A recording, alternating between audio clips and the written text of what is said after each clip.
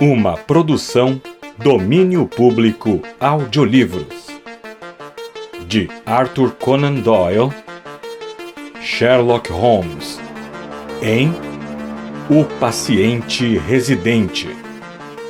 Narração Jaime Maciel. Antes de começar o vídeo, curta, compartilhe e, se ainda não for inscrito no canal, clique no botão Inscreva-se. Aproveite o audiolivro. Passando os olhos na série um tanto incoerente de casos com que procurei ilustrar algumas das peculiaridades mentais de meu amigo Sherlock Holmes, impressionou-me a dificuldade que tive em escolher exemplos que atendessem ao meu propósito sob todos os aspectos.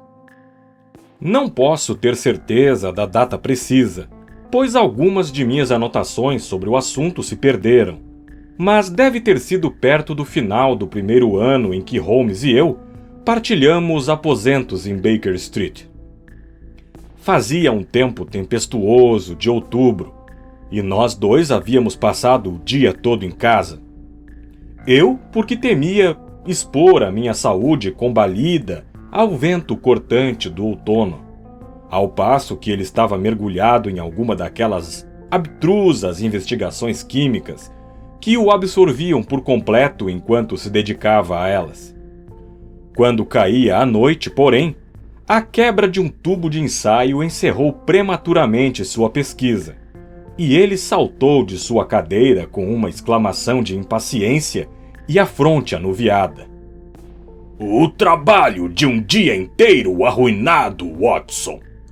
disse, indo até a janela. "Ah, o céu está estrelado e o vento amainou. Que tal dar uma volta por Londres?" Enfarado de nossa pequena sala de estar, concordei com prazer e agasalhei-me até a altura do nariz contra o ar penetrante da noite. Durante 3 horas perambulamos juntos, observando o caleidoscópio sempre cambiante da vida, em seus fluxos e refluxos por Flat Street e o Strand. Holmes se livrara de seu mau humor temporário, e sua conversa característica, com sua arguta observação de detalhes e a sutil capacidade de inferência, manteve-me distraído e encantado. Às 10 horas, já estávamos de volta a Baker Street. Uma carruagem esperava à nossa porta. De médico. De um clínico geral, pelo que vejo", disse Holmes. "Não faz muito tempo que está clinicando, mas tem bastante trabalho. Veio nos consultar, imagino. Que sorte termos voltado." Eu estava suficientemente familiarizado com os métodos de Holmes para ser capaz de acompanhar seu raciocínio e ver que a natureza e o estado dos vários instrumentos médicos na cesta de vime, que pendia da lanterna no interior da carruagem, lhe haviam fornecido os dados para essa rápida dedução.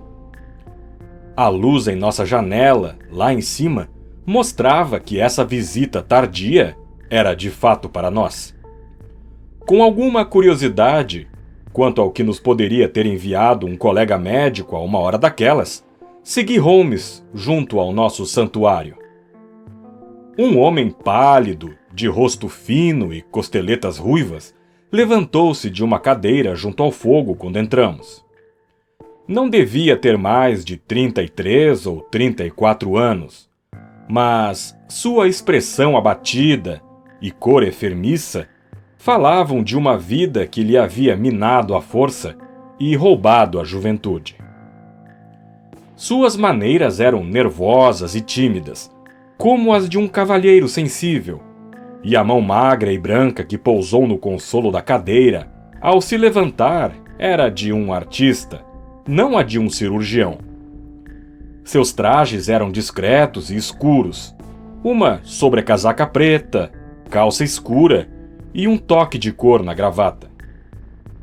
"Boa noite, doutor", disse Holmes alegremente. "Estou satisfeito por ver que só esperou por alguns minutos." "Falou com o meu cocheiro, então?" Não, foi a vela na mesinha que me informou. Por favor, sente-se novamente e deixe-me saber em que posso lhe ser útil. Meu nome é Dr. Percy Trevelyan, disse nosso visitante, e moro em Brook Street, número 403. Não é o autor de uma monografia sobre lesões nervosas obscuras? Perguntei. Suas faces pálidas ruborizaram-se de prazer ao ouvir que eu conhecia a sua obra. Ouço falar desse trabalho tão raramente que pensei que estava inteiramente esquecido, disse ele. Meus editores me dão notícias das mais desalentadoras sobre sua venda. O senhor é médico, presumo? Um médico do exército aposentado. Meu hobby sempre foram as doenças nervosas. Teria desejado fazer delas minha especialidade absoluta, mas, é claro, temos de nos contentar com o que se oferece para começar. Mas isso não vem ao caso, Sr. Sherlock Holmes, e sei perfeitamente o quanto o seu tempo é precioso. O fato é que uma sequência de eventos muito singulares ocorreu recentemente em minha casa, lá em Brook Street, e essa noite eles chegaram a tal ponto que me pareceu impossível esperar mais uma hora antes de pedir seu conselho e assistência. Sherlock Holmes sentou-se e acendeu o cachimbo. Estou às suas ordens, disse. Por favor, faça-me um relato detalhado das circunstâncias que o perturbam. Uma ou duas delas são tão triviais, disse o Sr. Trevelyan, que realmente quase me envergonho de mencioná-las. Mas o caso é tão inexplicável e o rumo que tomou recentemente é tão intrincado que vou expô-lo todo e o senhor julgará o que é essencial e o que não é. Sou obrigado, para começar, a dizer alguma coisa sobre minha própria carreira universitária. Formei-me na Universidade de Londres e tenho certeza de que não pensarão que estou me gabando indevidamente se disser que minha carreira estudantil foi considerada muito promissora pelos meus mestres. Depois de me formar, continuei a me dedicar à pesquisa, ocupando um cargo pouco importante no King's College Hospital. E tive a sorte de despertar considerável interesse com minha pesquisa sobre a patologia da catalepsia. E por fim, de ganhar o prêmio e a medalha Bruce Pinkerton pela monografia sobre lesões nervosas a que seu amigo acaba de aludir. Não estaria exagerando se dissesse que havia na época uma impressão geral de que eu tinha uma carreira ilustre pela frente. O único grande obstáculo consistia em minha falta de capital.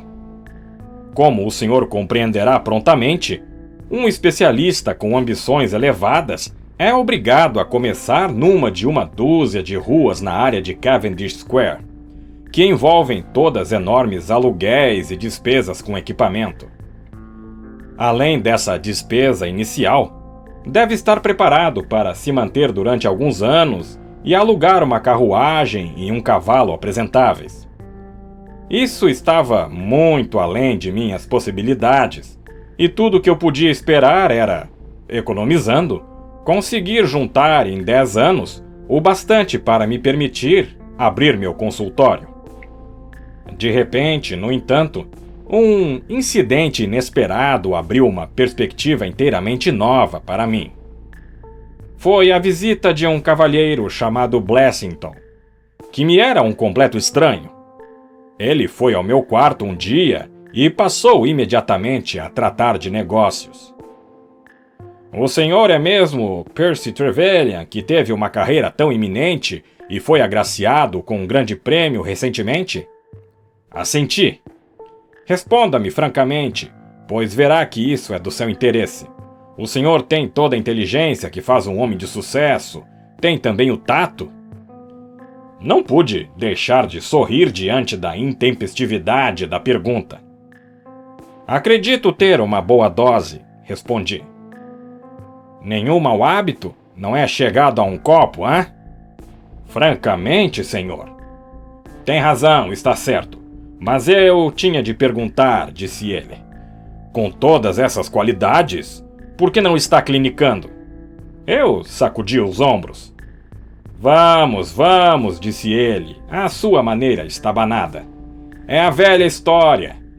Tem mais nos miolos do que no bolso, não é? Que diria se eu o instalasse em Brook Street? Encarei-o espantadíssimo. Oh, faria no meu próprio interesse, não no seu, exclamou ele. Vou ser inteiramente franco com o senhor, e se isso lhe convier, me convirá muito bem. Tenho alguns milhares para investir, entende? E acho que vou aplicá-los no senhor. Mas a troco de quê? Perguntei, ofegante. Bem, é uma especulação como outra qualquer, e mais segura que a maioria. E eu, o que devo fazer? Eu lhe direi, vou alugar a casa, mobiliá-la, pagar as criadas e administrar tudo. O senhor terá apenas de usar a cadeira do consultório. Vou lhe dar dinheiro para suas pequenas despesas e tudo o que precisar.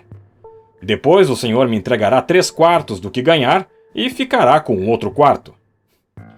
Essa foi a estranha proposta, Mr. Holmes, com que esse Blessington se aproximou de mim.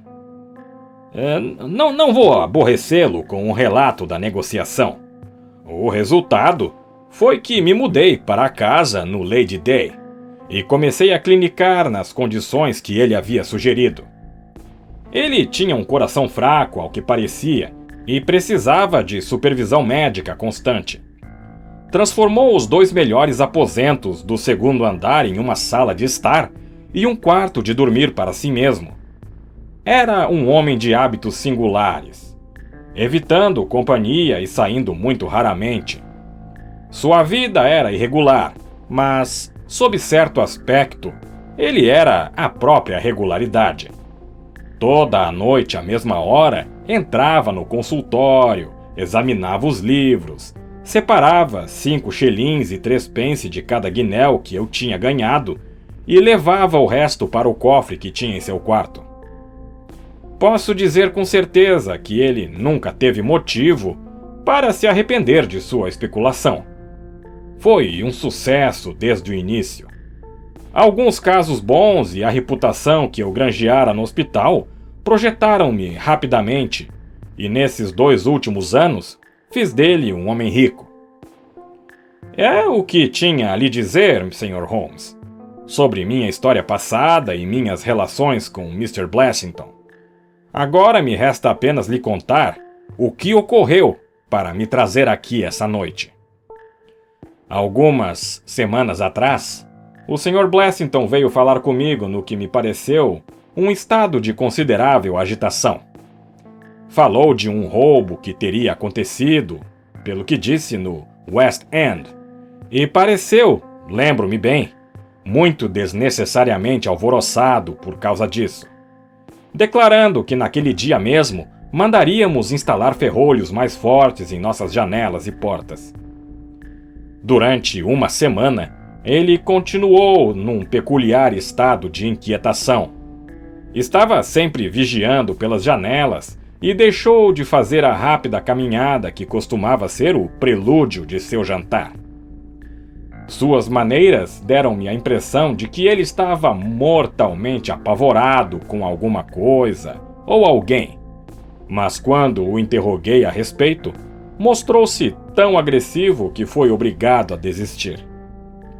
Pouco a pouco, com o passar do tempo, seus medos pareceram desvanecer, e ele retomara seus antigos hábitos, quando um novo fato o reduziu ao deplorável estado de prostração em que se encontra agora. O que aconteceu foi o seguinte: 2 dias atrás, eu recebi a carta que lerei agora para o senhor. Não tem endereço nem data.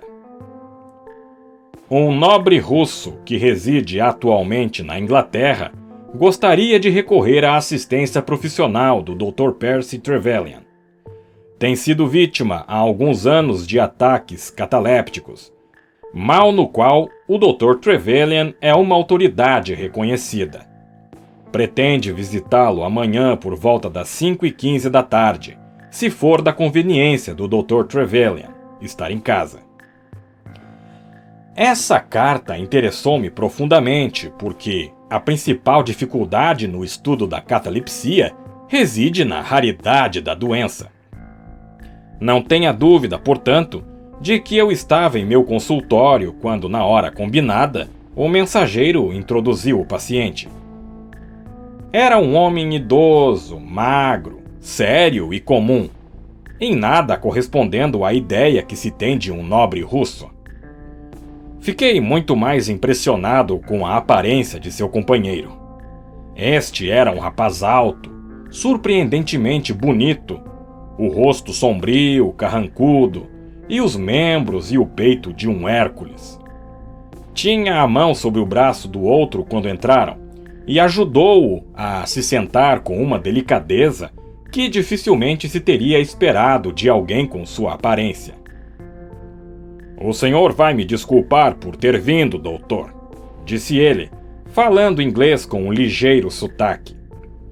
"Este é meu pai, e a saúde dele é um assunto da máxima importância para mim."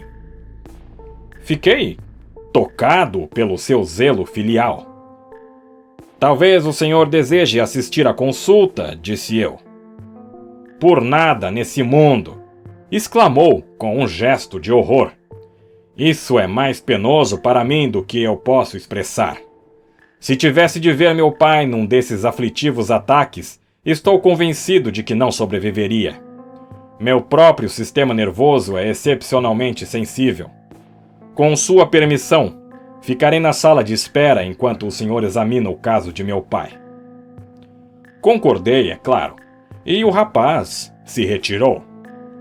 O paciente e eu mergulhamos então numa discussão sobre o caso, da qual tomei notas exaustivas. Ele não se distinguia pela inteligência e suas respostas eram muitas vezes obscuras, o que atribuía a seu conhecimento limitado de nossa língua. De repente, porém, enquanto eu escrevia, deixou de dar qualquer resposta às minhas perguntas, e quando me voltei para ele, fiquei chocado ao ver que estava sentado, imóvel na sua cadeira, olhando-me com um rosto absolutamente inexpressivo e rígido. Estava mais uma vez nas garras de sua misteriosa doença. Meu primeiro sentimento, como acabo de dizer, foi de piedade e horror. Mas o segundo, confesso, foi de satisfação profissional. Anotei a pulsação e a temperatura de meu paciente, testei a rigidez de seus músculos e examinei seus reflexos. Não havia nada de acentuadamente anormal em nenhuma dessas condições, o que harmonizava com minhas experiências anteriores. Eu havia obtido bons resultados em casos semelhantes, com a inalação de nitrito de amila, e aquela me pareceu uma excelente oportunidade para pôr as virtudes da substância à prova. Como a garrafa estava em meu laboratório no térreo, deixei meu paciente sentado em sua cadeira e corri para buscá-la. Demorei um pouco para encontrá-la, 5 minutos, digamos, e voltei. Imagine meu espanto ao encontrar a sala vazia. O meu paciente fora embora. Meu primeiro gesto, naturalmente, foi correr à sala de espera. O filho fora embora também. A porta do vestíbulo fora fechada, mas não trancada. Meu mensageiro, que recebe os pacientes, está comigo há pouco tempo e nada tem de rápido. Ele espera lá embaixo e corre para levar os pacientes à porta quando toco a campainha no consultório. Não tinha ouvido nada e o incidente continuou um completo mistério. Pouco depois, Mr. Blessington voltou de sua caminhada, mas eu não lhe disse nada sobre o assunto, pois, para falar a verdade, ultimamente vinha me comunicando com ele tão pouco quanto possível. Bem, pensei que nunca mais poria os olhos no russo e no filho, e o senhor pode imaginar meu pasmo quando, precisamente na mesma hora, essa tarde, vi os dois entrando pelo meu consultório exatamente como tinham feito na véspera. Sinto que devo-lhe desculpas por minha saída abrupta ontem, doutor, disse meu paciente. Confesso que fiquei muito surpreso, respondi. Bem, o fato é que quando eu me recobro daqueles ataques, minha mente está sempre muito confusa com relação a tudo que se passou antes. Despertei no que me pareceu uma sala estranha e me dirigi para a rua, em meu atordoamento, enquanto o senhor estava ausente. E eu? Disse o filho. Vendo meu pai sair pela porta da sala de espera, pensei naturalmente que a consulta terminara. Foi só quando chegamos em casa que comecei a compreender o que realmente se passara. Bem, disse eu rindo, não houve consequências graves, exceto terem me deixado terrivelmente perplexo. Portanto, se o senhor fizer a gentileza de passar à sala de espera, ficarei feliz em continuar nossa consulta tão abruptamente interrompida. Durante cerca de meia hora discuti com o velho cavalheiro sobre seus sintomas e em seguida, após lhe fazer uma prescrição, vi-o partir no braço do filho. Como lhe disse, Mr. Blessington geralmente preferia essa hora do dia para fazer seu exercício. Ele chegou pouco depois e subiu para o segundo andar. Passado um instante, eu o ouvi descer correndo e logo irrompeu no meu consultório como um homem enlouquecido de pânico. Quem entrou em meu quarto? Gritou. Ninguém, respondi. É mentira! Berrou ele. Suba e veja. Fechei os olhos à grosseria de sua linguagem, pois ele parecia fora de si de tanto medo. Quando subimos, apontou várias pegadas sobre o tapete claro. Vai querer dizer que são minhas? Exclamou. Eram com certeza muito maiores que qualquer pegada que ele poderia ter deixado, e evidentemente muito recentes. Choveu forte essa tarde, como sabe, e os 2 pacientes haviam sido as únicas pessoas que eu recebera. Provavelmente, portanto, o homem que ficara na sala de espera havia, por alguma razão desconhecida, subido ao quarto de meu paciente residente enquanto eu estava ocupado na outra sala. Nada fora tocado ou levado, mas ali estavam as pegadas para provar que a invasão era um fato indubitável. Mr. Blessington pareceu mais nervoso com aquilo do que eu teria julgado possível, embora semelhante ocorrência fosse o bastante, é claro, para perturbar a paz de espírito de qualquer um. Na verdade, ele desabou chorando numa poltrona, e só a custo consegui fazê-lo falar alguma coisa. Foi sugestão dele que eu viesse procurar o senhor, e naturalmente vi de imediato a conveniência disso, pois sem dúvida é um incidente muito singular, embora ele pareça superestimar enormemente sua importância. Se o senhor pudesse voltar comigo em minha carruagem, seria pelo menos capaz de acalmá-lo, embora eu não tenha muita esperança de que será capaz de explicar essa inusitada ocorrência. Sherlock Holmes ouvira esta longa narrativa com uma atenção que me mostrou que seu interesse estava vivamente despertado. Seu rosto estava impassível, como sempre, mas suas pálpebras haviam decaído mais pesadamente sobre seus olhos e seu cachimbo soltava espirais de fumaça mais espessas, para enfatizar cada episódio da história do médico. Quando nosso visitante concluiu, Holmes levantou-se sem uma palavra, entregou-me o meu chapéu, pegou o seu na mesa e seguiu o Dr. Trevelyan em direção à porta. Dentro de um quarto de hora, havíamos saltado a porta da residência do médico em Brook Street. Uma daquelas casas sombrias e sem graça que costumamos associar a um consultório do West End. Um pequeno mensageiro nos recebeu e começamos de imediato a subir uma escada larga, bem atapetada. Mas uma singular interrupção nos deteve. A luz lá no alto foi subitamente apagada, e da escuridão veio uma voz esganiçada, trêmula. "Estou com uma pistola!" gritou ela. "Palavra que atiro se chegarem mais perto!" Isso realmente chega a ser afrontoso, Mr. Blessington! Exclamou o Dr. Trevelyan. "Ah, então é o senhor, doutor!" Disse a voz com um grande arquejo de alívio.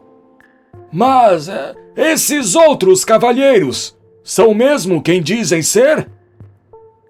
Sentimos que estávamos sofrendo um longo escrutínio lá da escuridão. Sim, está tudo certo!" Disse finalmente a voz. "Podem subir, e lamento se minhas precauções os aborreceram." Enquanto falava, acendeu de novo a lâmpada a gás da escada e vimos diante de nós um homem estranho, cuja aparência, bem como a voz, revelavam nervos em mísero estado. Era muito gordo, mas em alguma época devia ter sido muito mais gordo ainda, pois a pele se pendurava em seu rosto em bolsas frouxas, como as bochechas de um sabujo. Tinha uma cor doentia, e o cabelo ruivo e ralo parecia arrepiado com a intensidade de sua emoção. Empunhava uma pistola, mas enfiou-a no bolso quando avançamos. "Boa noite, Mr. Holmes", disse. "Com certeza lhe estou muito agradecido por ter vindo. Ninguém nunca precisou mais de seu conselho do que eu. Suponho que o Dr. Trevelyan lhe falou dessa invasão absolutamente imperdoável de meus aposentos." "Perfeitamente", respondeu Holmes. "Quem são esses dois homens, Sr. Blessington? E por que desejam molestá-lo?" Bem, disse o paciente residente com nervosismo. "Claro que é bem difícil dizer. O senhor não pode esperar que eu responda a isso, Sr. Holmes." "E está querendo dizer que não sabe?" "Entre aqui, por favor. Faça apenas a gentileza de pisar aqui." Conduziu-nos a seu quarto de dormir, que era grande e confortavelmente mobiliado. "Como pode ver", disse, apontando uma grande arca preta ao pé de sua cama. "Nunca fui um homem muito rico, Sr. Holmes. Fiz um único investimento em minha vida, como o Dr. Trevelyan deve ter lhe contado. Mas não acredito em banqueiros. Nunca confiaria num banqueiro. Sr. Holmes, cá entre nós, todo o pouco que tenho está nessa arca. Então o senhor pode entender o que significa para mim ter meu quarto invadido por desconhecidos." Holmes olhou para Blessington de sua maneira indagativa e sacudiu a cabeça. "Não tenho como aconselhá-lo se tenta me enganar." "Mas eu lhe contei tudo!" Holmes deu meia volta com um gesto de repulsa. "Boa noite, Dr. Trevelyan", disse. "E nenhum conselho para mim?" exclamou Blessington numa voz rouca. "O conselho que lhe dou, senhor, é que fale a verdade." 1 minuto depois estávamos na rua, caminhando para casa. Havíamos cruzado Oxford Street e percorrêramos a metade de Harley Street antes que eu conseguisse arrancar uma palavra de meu companheiro. "Lamento tê-lo levado para uma missão tão despropositada, Watson", disse ele por fim. "No fundo, é um caso interessante." "Não consigo entender grande coisa", confessei. "Mas é evidente que há dois homens. Mais, talvez, mas pelo menos dois, determinados por alguma razão a pôr as mãos nesse sujeito, o Blessington. Não tenho dúvida de que tanto da primeira quanto na segunda ocasião, aquele rapaz entrou no quarto enquanto seu comparsa, por um engenhoso estratagema, impedia o médico de interferir." E a catalepsia? Uma imitação fraudulenta, Watson. Embora seja difícil para mim sugerir isso ao nosso especialista. É um estado muito fácil de imitar. Eu mesmo já o fiz. E depois? Por puro acaso, Blessington estava fora nas duas ocasiões. A razão da escolha de hora tão inusitada para uma consulta fora, obviamente, assegurar que não haveria nenhum outro paciente na sala de espera. Calhou, porém, que essa hora coincidiu com um exercício de Blessington, o que parece mostrar que eles não estavam muito a par da rotina diária dele. É claro que se estivessem meramente interessados em pilhar, teriam feito ao menos alguma tentativa de se inteirar dela. Além disso, posso ler nos olhos de um homem quando é pela própria pele que ele teme. É inconcebível que esse sujeito tenha feito 2 inimigos tão vingativos como esses parecem ser, sem ter conhecimento disso. Considero, portanto, indubitável que ele sabe quem são esses homens, e tem lá suas razões para ocultar isso. É bem possível que amanhã o encontremos num estado de espírito mais comunicativo. Não haveria uma alternativa, sugeri eu. Absolutamente improvável, sem dúvida, mas ainda assim concebível? Não poderia toda a história do russo cataléptico e seu filho ser uma invenção do Dr. Trevelyan, que teria estado, para seus próprios fins, nos aposentos de Blessington?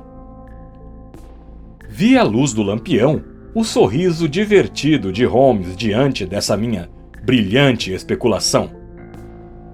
Meu caro companheiro, respondeu, essa foi uma das primeiras soluções que me ocorreram, mas logo pude confirmar a história contada pelo médico. Esse rapaz deixou pegadas no tapete da escada que tornam inteiramente supérfluo para mim pedir para ver as que deixou no quarto. Se eu lhe disser que seus sapatos tinham bico quadrado, em vez de serem pontudos como os de Blessington, e eram mais de 3 centímetros maiores que o do médico, você há de convir que não pode haver dúvida quanto à sua individualidade. Mas podemos deixar o problema de lado, por enquanto, pois ficarei surpreso se não tivermos mais notícias de Brook Street pela manhã. A profecia de Sherlock Holmes logo se cumpriu, e de maneira dramática. Às 7h30 da manhã seguinte, ao primeiro pálido despontar da aurora, dei com ele de pé junto à minha cama, vestido com o seu roupão. Há uma carruagem à nossa espera, Watson, disse ele. Do que se trata? Do caso de Brook Street. Alguma notícia nova? Trágica, mas ambígua, disse ele, suspendendo a persiana. Veja isso. Uma folha de agenda com "Pelo amor de Deus, venha imediatamente. P.T." rabiscado a lápis. Nosso amigo, o médico, estava em apuros quando escreveu isso. Vamos, meu caro companheiro, porque é um chamado urgente. Mais ou menos em 1/4 de hora, estávamos de volta à casa do médico. Ele veio correndo ao nosso encontro com um semblante de horror. "Oh, que transtorno!" exclamou, as mãos nas têmporas. "Mas que foi? Blessington cometeu suicídio?"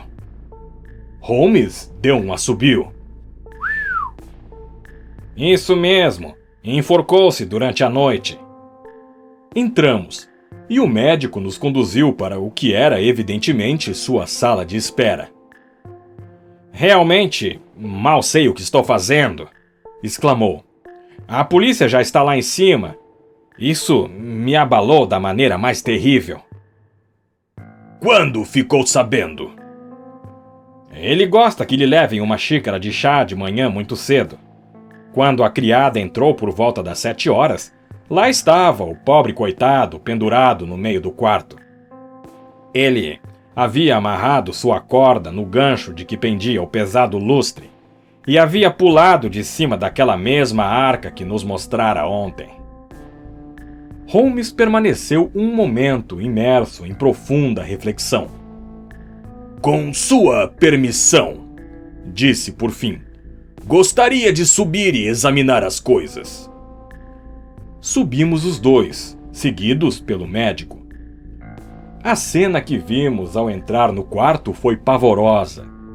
Falei da impressão de flacidez que esse Blessington transmitia. Quando ele pendia do gancho, ela era exagerada e intensificada a tal ponto que sua figura mal parecia humana. O pescoço estava esticado como o de uma galinha depenada, o que fazia o resto dele parecer ainda mais obeso e antinatural pelo contraste. Vestia apenas sua comprida camisola, sob a qual se projetavam rígidos os tornozelos inchados e os pés desajeitados. A seu lado estava um inspetor de polícia de fisionomia astuta, tomando notas numa caderneta. Ah, Mr. Holmes, disse ele cordialmente quando meu amigo entrou.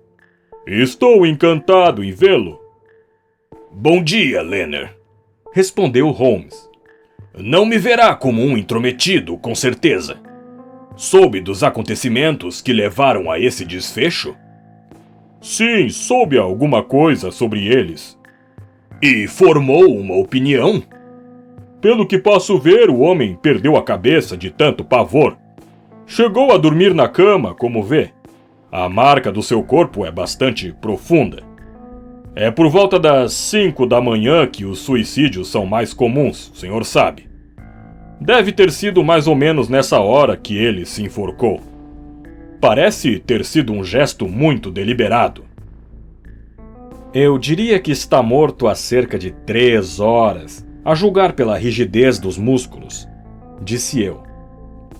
Notou alguma coisa peculiar no quarto? Perguntou Holmes. Encontrei uma chave de parafuso e alguns parafusos na bancada da pia. Além disso, ele parece ter fumado muito durante a noite. Aqui estão 4 pontas de charuto que catei na lareira. Disse Holmes. Encontrou a piteira dele? Não vi nenhuma. Sua caixa de charutos, então? Encontrei. Estava no bolso de seu paletó.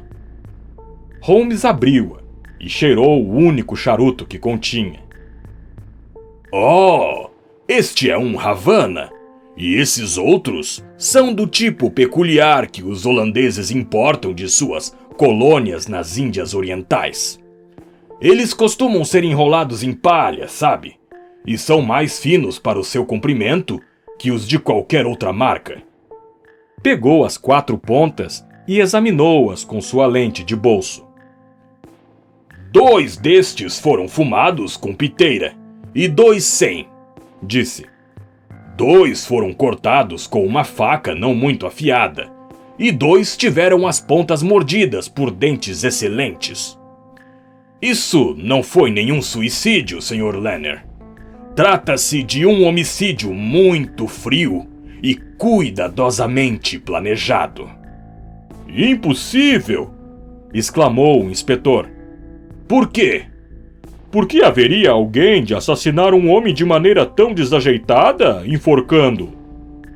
Isso é o que temos de descobrir. Como conseguiram entrar? Pela porta da frente. Estava trancada de manhã. Então foi trancada depois que entraram. Como sabe? Vi os rastros deles. Dê-me licença por um momento e talvez eu possa lhe dar outras informações a esse respeito. Foi até a porta e, girando a fechadura, examinou-a de sua maneira metódica. Depois tirou a chave, que estava do lado de dentro, e a inspecionou também. A cama, o tapete, as cadeiras, o aparador da lareira, o corpo morto, foram todos examinados, um de cada vez, até que por fim Holmes se declarou satisfeito. E com minha ajuda e a do inspetor, cortou a corda de que pendia o mísero cadáver, deitou-o reverentemente e o cobriu com um lençol. E essa corda? Foi cortada desta, disse o Dr. Trevelyan, puxando um grande rolo de debaixo da cama. Ele tinha um medo mórbido de incêndios e sempre mantinha isso perto de si para poder escapar pela janela caso as escadas estivessem em chamas. Isso lhes deve ter poupado um bom trabalho, disse Holmes pensativo. Sim, os fatos em si mesmos estão muito claros, e ficarei surpreso se até hoje à tarde não puder lhes dar também a razão deles. Levarei esta fotografia de Blessington que vejo sobre o aparador, pois ela pode me ajudar em minhas investigações. Mas o senhor não nos disse nada, exclamou o médico. Oh, não pode haver nenhuma dúvida quanto à sequência dos acontecimentos, disse Holmes. Houve 3 homens envolvidos na história: o rapaz, o velho e um terceiro, de cuja identidade não tenho nenhuma pista. Nem preciso dizer que os 2 primeiros são os mesmos que se fizeram passar pelo conde russo e seu filho, de modo que podemos dar uma descrição completa deles. Se posso lhe dar um conselho, inspetor, seria o de prender este mensageiro, que, pelo que entendo, doutor, está a seu serviço há muito tempo. Não se consegue encontrar o diabinho, disse o Dr. Trevelyan. A criada e a cozinheira estiveram procurando por ele agora mesmo. Holmes deu de ombros. Ele desempenhou um papel considerável nessa trama. Os 3 homens subiram a escada na ponta dos pés, o velho na frente, o mais jovem em seguida e o homem desconhecido atrás. Meu caro Holmes, exclamei. Ah, não pode haver nenhuma dúvida quanto à superposição das pegadas. Eu tinha a vantagem de ter ficado sabendo quais eram quais na noite passada. Eles subiram, portanto, ao quarto do Sr. Blessington, cuja porta encontraram trancada. Com a ajuda de um arame, no entanto, conseguiram girar a chave. Mesmo sem as lentes, os senhores perceberão pelos arranhões nessas guardas de fechadura, onde a pressão foi aplicada. Ao entrar no quarto, a primeira coisa que fizeram deve ter sido amordaçar o Sr. Blessington.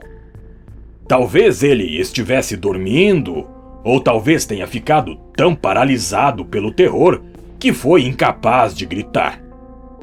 Essas paredes são grossas, e é possível que seu grito, caso tenha tido tempo de soltar um, não tenha sido ouvido. Depois que o amarraram, é evidente para mim que alguma espécie de conciliábulo teve lugar. Provavelmente, tratou-se de algo da natureza de um julgamento. Deve ter durado algum tempo, pois foi então que os charutos foram fumados. O homem mais velho sentou-se naquela cadeira de vime. Foi ele quem usou a piteira. O mais jovem sentou-se ali adiante. Ele bateu sua cinza contra a cômoda. O terceiro sujeito andou de um lado para o outro. Blessington, acho eu, ficou sentado na cama, mas disso eu não posso ter absoluta certeza. Bem, ao fim desse conselho, eles agarraram Blessington e o enforcaram. Tudo havia sido tão bem preparado de antemão que acredito que eles trouxeram consigo algum tipo de cepo ou polia que poderia servir de forca. Aquela chave de parafuso e aqueles parafusos destinavam-se, segundo acredito, a fixá-lo. Mas, ao ver o gancho, eles naturalmente se pouparam do trabalho. Tendo terminado seu trabalho, retiraram-se e a porta da rua foi trancada atrás deles por seu cúmplice. Todos nós tínhamos ouvido com o mais profundo interesse essa síntese dos acontecimentos da noite que Holmes deduzira de sinais tão sutis e diminutos que, mesmo depois que ele os mostrava para nós, dificilmente podíamos acompanhá-lo em seus raciocínios. O inspetor partiu imediatamente a toda pressa para fazer investigações sobre o mensageiro, enquanto Holmes e eu voltamos a Baker Street para o desejum. Estarei de volta às 3 horas, disse ele quando terminamos a refeição. O inspetor e o médico virão me encontrar aqui a essa hora. E a essa altura espero ter elucidado todas as pequenas obscuridades que o caso ainda apresenta.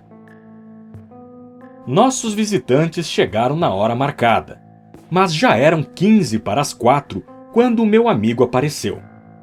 Mas por sua expressão ao entrar, pude ver que tudo correra bem para ele.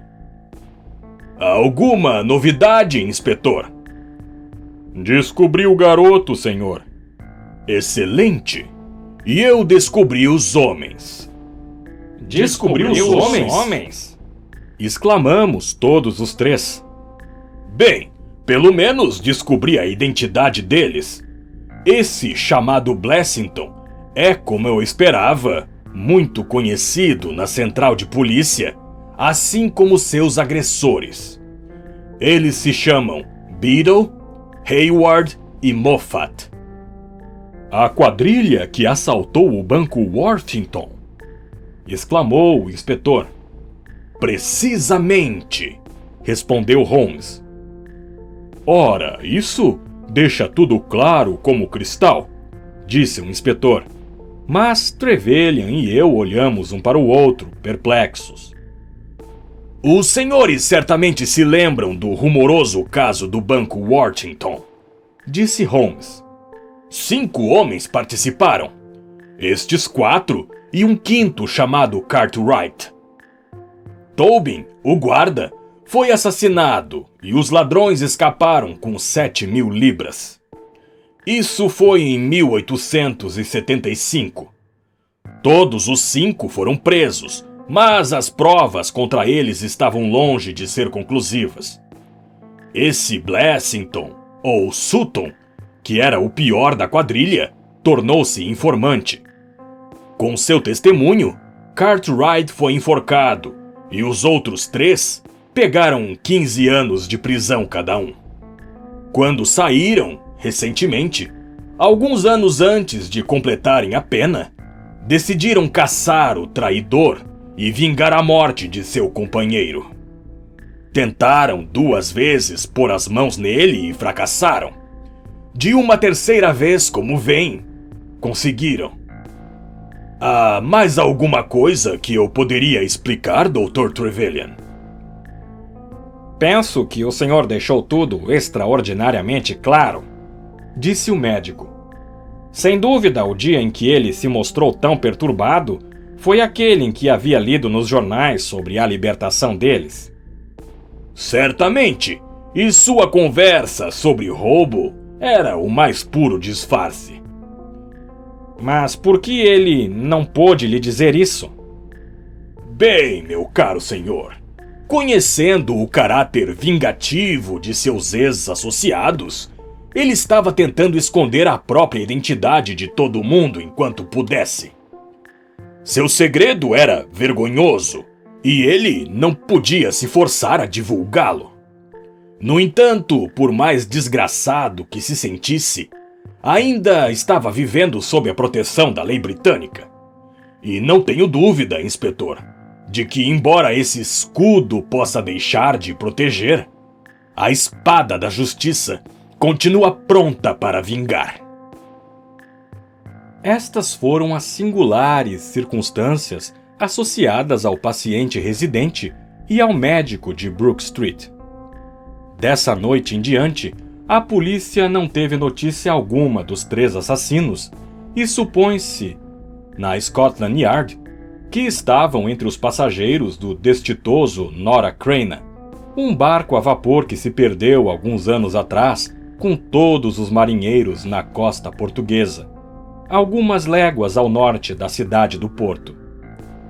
O processo contra o mensageiro foi suspenso por falta de provas, e o mistério de Brook Street, como veio a ser chamado, nunca foi plenamente relatado em nenhum órgão de imprensa.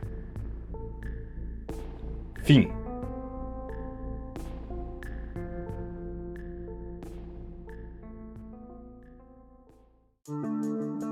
Obrigado pela sua audiência.